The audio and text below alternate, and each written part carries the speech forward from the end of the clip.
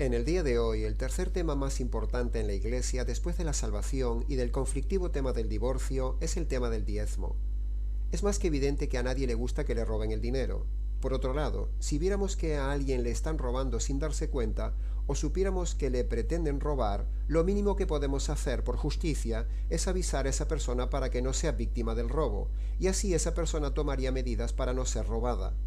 Este videomensaje pretende precisamente eso, avisar de que en la Iglesia los pastores en su grandísima mayoría, bien por ignorancia descuidada o bien por astucia codiciosa, están robando a la gente su dinero, paradójicamente con el chantaje falso del diezmo y por mala prédica de que la gente está robando a Dios.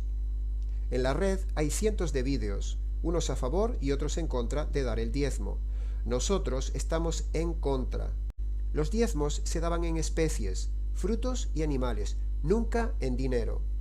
Los diezmos en el Antiguo Testamento nunca lo daban los pobres, ni las viudas, ni los extranjeros, ni siquiera los que tenían oficios. Los diezmos solo debían darlo los que tenían tierras y animales en propiedad, ni tan siquiera los pescadores, comerciantes u otros oficios debían diezmar. Los pasajes que se toman del diezmo son manipulados y fuera de contexto, sacados solo del Antiguo Testamento y nunca del Nuevo Testamento, que es nuestra nueva ley. Toda persona que da el diezmo como ley está bajo pecado. El Antiguo Testamento fue anulado, ya no está vigente. Sus leyes fueron abrogadas, entre ellas el diezmo. Por lo tanto, el cristiano no tiene que cumplirlo. Era para Israel.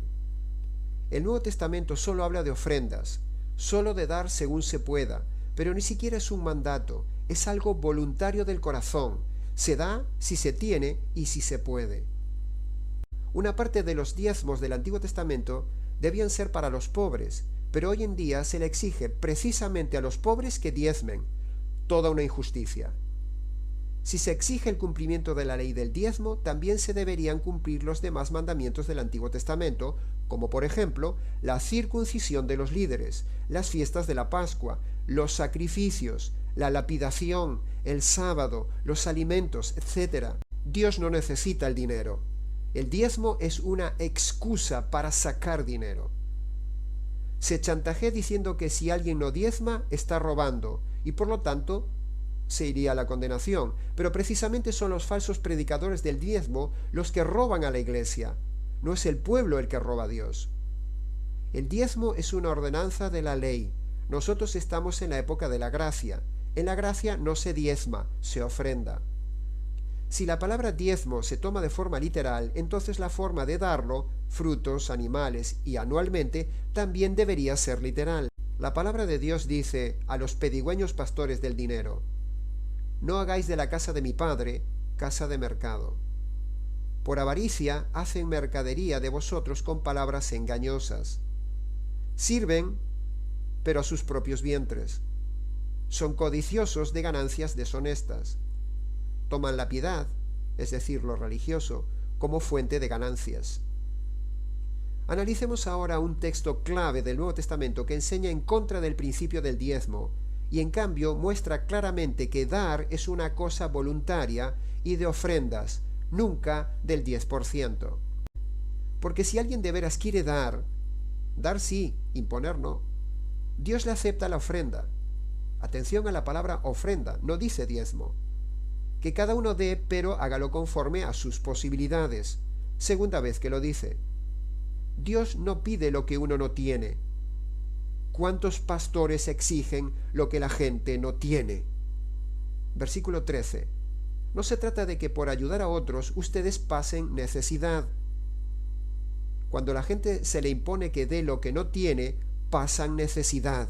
Y algunos pastores viven como reyes, una injusticia que clama al cielo. Conclusión. Hay lobos metidos en la iglesia que esquilman el rebaño y engañan a las ovejas. Hechos capítulo 20 dice: entrarán en medio de vosotros lobos rapaces que no perdonarán al rebaño. Mateo capítulo 6 dice: cuando des algo, que no sepa tu mano izquierda lo que hace tu mano derecha. Por supuesto, el Nuevo Testamento habla de dar, pero no como una obligación ni una ley retorcida e impositiva con el 10% de lo que uno tiene o gana, sino como un acto y ofrenda de agradecimiento por lo recibido, y no como un impuesto religioso, ni tampoco para sacarle beneficios a Dios por medio de pactos, porque eso es avaricia, interés, materialismo e idolatría del dinero, igual que el mundo.